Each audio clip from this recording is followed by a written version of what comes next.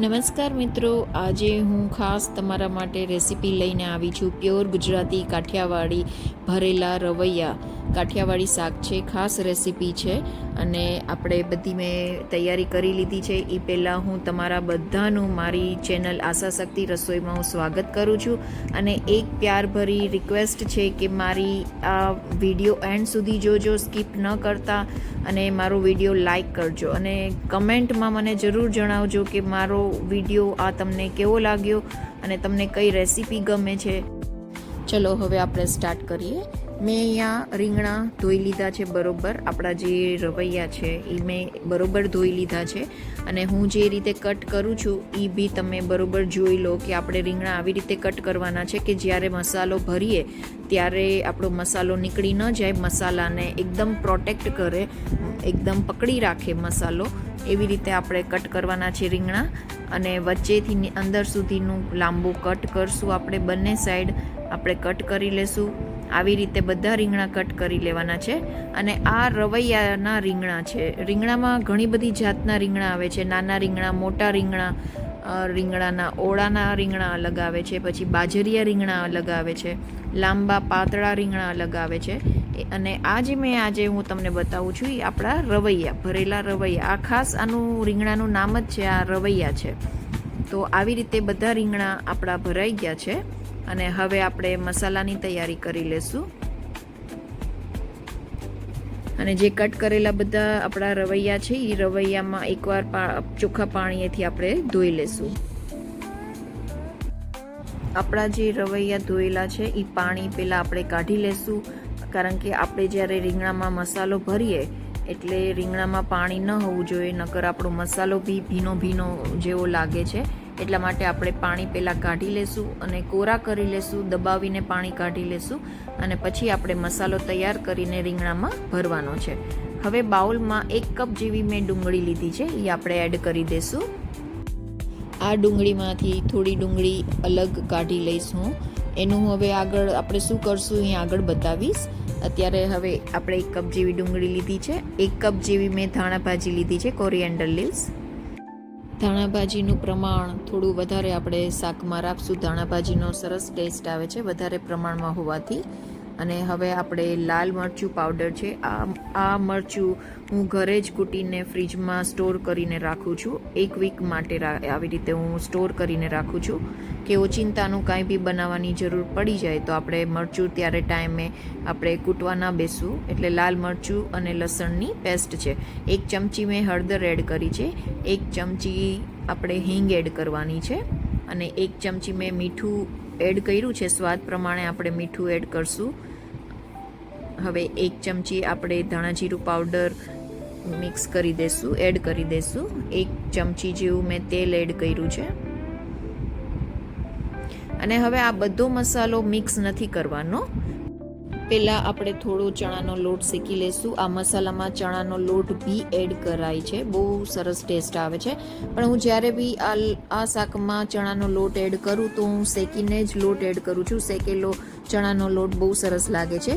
તો અહીંયા મેં સ્મોલ પેન લીધું છે, ફ્રાય પેન લીધું છે. એમાં 2 ચમચી જેવું મેં ચણાનો લોટ એડ કરી દીધો છે અને ડ્રાય રોસ્ટ કરવાનો છે. આપણે ગેસ ઉપર સ્લો ફ્લેમ ઉપર રાખી દઈશું અને ડ્રાય રોસ્ટ કરવાનું છે.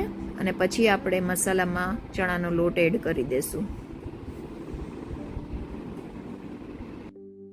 ચણાનો લોટ તમે ડાયરેક્ટ એમના મસાલામાં એડ કરવો હોય તો 2 ચમચી જેવો એડ કરી શકો છો, એનો બી ટેસ્ટ સારો આવે છે. પણ શેકેલો ચણાનો લોટનો ટેસ્ટ વધારે સરસ આવે છે. તમે 1 મિનિટ લે છે, બહુ ટાઈમ નથી લેતો શેકવામાં, બહુ ટાઈમ નથી લાગતો. 1 મિનિટની અંદર સરસ આપણો ચણાનો લોટ શેકાઈ જાય છે. 2 ચમચી જેવો હોય છે. અને હવે આપણે લોટ છે એકદમ સ્લો ફ્લેમ પર જ શેકવાનો છે. જો હાઈ ફ્લેમ કે મીડિયમ ફ્લેમ રાખશું તો આપણો લોટ બળી જશે. એટલા માટે આપણે એકદમ સ્લો ફ્લેમ પર શેકીને હવે મસાલામાં આપણે એડ કરી દઈશું. લોટ એડ કર્યા પછી આપણે એકદમ બરોબર પ્રોપર મિક્સ કરવાનું છે. એકદમ મસળીને આપણે એક રસ થઈ જાય એવી રીતે આપણે મિક્સ કરવાનો છે મસાલો. આ વિડીયો જોઈને તમને કેવી લાગી મારી આ રેસીપી એન્ડ સુધી વિડીયો જોજો અને લાઈક કરજો. લાઈક કરવાનું ન ભૂલતા અને કમેન્ટ કરજો કે આ રેસીપી તમને કેવી લાગી, કે આગળની હવે તમારે કઈ રેસીપી જોવી છે, કઈ રેસીપી શીખવી છે, કાઠિયાવાડી કઈ રેસીપી શીખવી છે, ટીમ મને કમેન્ટમાં જરૂર જણાવજો. હું જરૂર તમારા માટે એ રેસીપી લઈને આવીશ અને હું વિડીયો શેર કરીશ અને તમને શીખવાડીશ. અને કમેન્ટની બાજુમાં હાઈપ બટન છે, HYPE હાઈપ, એ હાઈપ બી મને આપી દેજો. એ પોઈન્ટ મને મળે તો મને બહુ મોટિવેશન મળે છે એ હાઈપથી. તો તમે પ્લીઝ કમેન્ટ અને લાઇક અને હાઈપ કરવાનું ભૂલતા નહીં. અને મારી ચેનલ પર જે નવા લોકો છે એ સબસ્ક્રાઈબ બી કરી લેજો સાથે સાથે. હવે આપણો મસાલો એકદમ તૈયાર થઈ ગયો છે અને જો તમે જોઈ શકો છો એવી રીતે આપણે રીંગણા મસાલો ભરવાનો છે. રીંગણામાં દબાવીને આપણે મસાલો આવી રીતે ભરવાનો છે. મસાલો અંદર સુધી જાય એ રીતે આપણે આંગળીની મદદથી દબાવીને આપણે મસાલો ભરવાનો છે.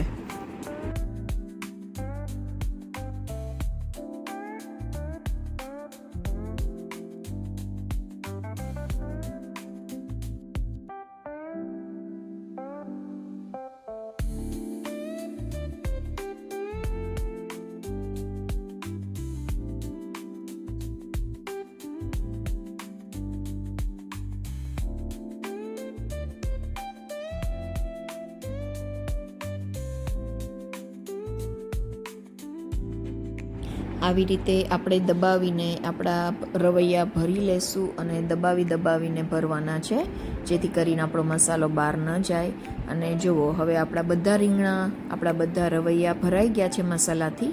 અને જે આ એક્સ્ટ્રા મસાલો વધ્યો છે, એક્સ્ટ્રા મસાલો છે, એ મસાલો આપણે એન્ડમાં યુઝ કરશું. અત્યારે આપણે વઘારમાં કે તેલમાં આવી રીતે એડ નથી કરવાનું. અને હવે એક ટીપ તમને શીખવાડું છું. આ જે આપણે રીંગણા, આ રવૈયા ભરેલા છે, તો આપણે જ્યારે બી મસાલો ભરીએ ત્યારે ખુલ્લા આવી રીતે રાખીએ છીએ. જો તમે જુઓ છો આવી રીતે ખુલ્લા રાખીને આપણે મસાલો ભરીએ છીએ. પણ મસાલો ભરીને પછી આ જો હું દબાવું છું એવી રીતે આખું દબાવી દેવાનું, એકદમ ટાઈટ આપણે દબાવી દેવાનું. તો મસાલો તમારો ક્યારેય બી નહીં નીકળે. પાણી એડ કર્યા પછી પણ કડાઈમાં ઉકળતું હશે તો બી તમારા રીંગણામાંથી મસાલો ક્યારે બી બહાર નહીં નીકળે. તો આ તમે ખાસ ટીપ યાદ રાખજો કે આપણે રીંગણા ભરેલા હોય કે કોઈ બી આપણે શાકભાજી ભરેલા બનાવીએ છીએ તો આવી રીતે દબાવીને ભરીએ તો મસાલો એની અંદર જ પ્રોપર રહે. અને હવે અહીંયા મેં ગેસ ઉપર કડાઈ રાખી દીધી છે, ગેસ ચાલુ કરી દીધો છે. આપણે કડાઈમાં 2 થી 3 ટેબલ સ્પૂન જેવું તેલ લેવાનું છે. અને તેલ ગરમ થાય એટલે મેં જે સાઈડમાં ડુંગળી રાખી હતી એ ડુંગળી હવે જો તેલમાં જ એડ કરવાની છે. બીજું કશું એડ નથી કરવાનું, ખાલી એક ડુંગળી અને 1 ચમચી જેવું હિંગ મેં એડ કરી છે. આપણે મીડિયમ ફ્લેમ પર જ રાખવાનું છે. વધારે તેલ ગરમ થઈ ગયું છે. 1 ચમચી આપણે હિંગ બી એડ કરી દઈશું. થોડીવાર આપણી ડુંગળી સોતે થાય, થોડીક વાર સાતળીએ પછી આપણે જે ભરેલા રીંગણા છે રવૈયા મસાલાવાળા એ આપણે એડ કરી દઈશું. ડાયરેક્ટ એડ કરી દઈશું મસાલામાં. રીંગણાને હવે 1-2 મિનિટ માટે તેલમાં જ સાતળવાના છે. મીડિયમ ફ્લેમ પર આપણે સાતળી લેશું. પાણી એડ હમણાં નથી કરવાનું. થોડીવાર માટે આપણે 2 થી 3 મિનિટ માટે સાતળવાના છે. તેલમાં જ મસાલામાં રીંગણા સાતળી લેશું.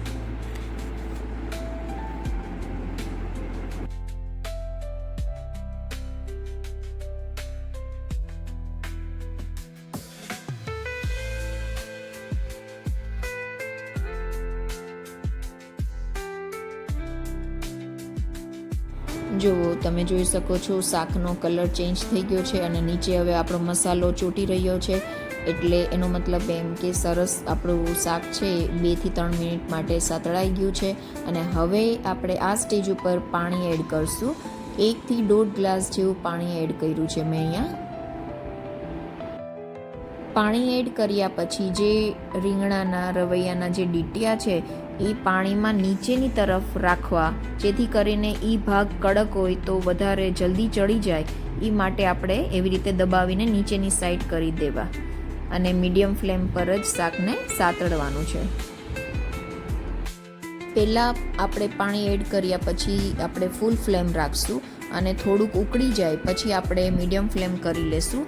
અને હવે ઢાંકણ ઢાંકીને આપણે મીડિયમ ફ્લેમ પર જ આપણે શાકને ઉકળવા દેશું.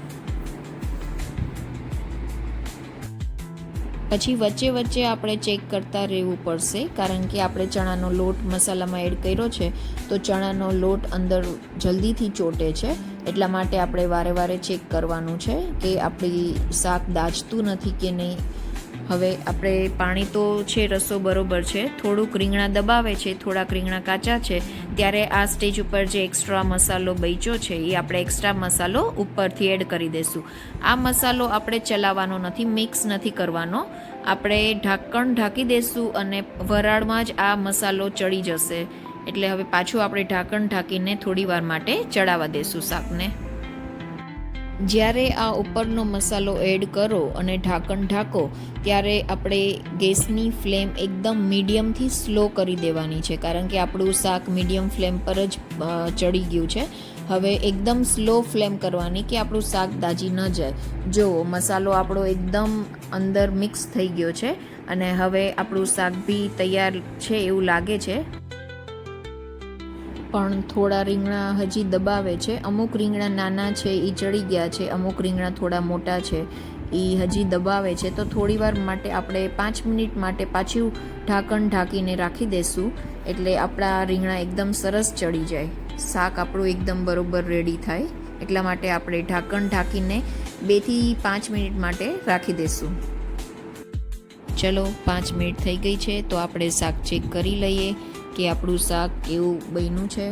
આપણું શાક હવે રેડી થઈ ગયું છે. આપણા બધા રીંગણા, આપણા બધા રવૈયા ચડી ગયા છે, એકદમ સોફ્ટ થઈ ગયા છે અને ગ્રેવી બી તમે જોઈ શકો છો, એકદમ ઘટ ગ્રેવી બની છે આપણી. તો આ રસા જોડે બાજરીના રોટલી બહુ સરસ લાગે છે અને મને તો આ શાક જોડે ખીચડી બી બહુ ભાવે. તમને આ શાક જોડે શું ભાવે મને કમેન્ટમાં જરૂર જણાવજો. અને આ શાક કોને નથી સારું લાગતું તો મને કમેન્ટમાં જણાવજો જરૂર. અને ઉપરથી મેં હવે કોથમીરની ભાજી એડ કરી છે. સરસ જો આપણું શાક તૈયાર છે. હવે આપણે એક બાઉલમાં ટ્રાન્સફર કરી લઈએ. તો આ રીતે આપણું કાઠિયાવાડી રવૈયાનું, ભરેલા રવૈયાનું શાક તૈયાર થાય છે. આ પ્યોર ગુજરાતી કાઠિયાવાડી શાક છે જે એકદમ યુનિક ટેસ્ટ આપે છે. આ રીતથી તમે બી ઘરે બનાવજો જરૂર. સરસ મજાનું શાક તૈયાર થાય છે. ઘરે ગેસ્ટ આવ્યા હોય તો બી તમે બનાવી શકો છો અને ઘરે નોર્મલ શાક રોટલી બનાવવા હોય તો બી આ શાક જરૂર બનાવજો, તો તમારી એકદમ પરફેક્ટ ડીશ તૈયાર થાય છે. વધારાનું કશું ન બનાવો તો બી ચાલશે. એક આ શાક ને રોટલી કાં તો રોટલા જોડે આ શાક એકદમ પરફેક્ટ છે. જો તમને અમારી રેસીપી ગમી હોય તો લાઇક, શેર અને સબસ્ક્રાઈબ કરવાનું ના ભૂલતા. Thank you.